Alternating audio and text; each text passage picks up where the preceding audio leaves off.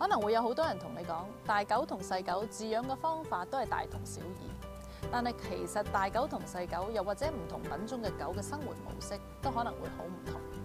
如果你想養大狗，有更加多嘅因素要考慮㗎。法例上，如果超過20公斤嗰啲狗咧，就為之大型狗啦。譬如洛威拿啦、都伯文啦、狼狗啦、雪橇啦。其實我覺得特別注意嘅地方咧，就反為唔應該將個責任擺咗喺啲工人嗰度。最重要咧就係你有足夠嗰個空間俾佢。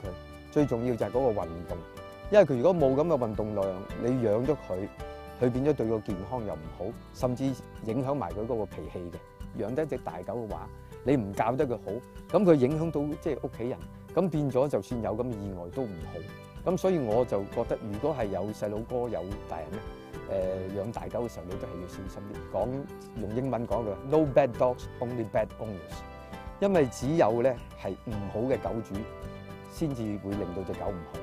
你養得一隻大嘅狗咧，你就要好好咁樣去教導佢，控制住佢啦。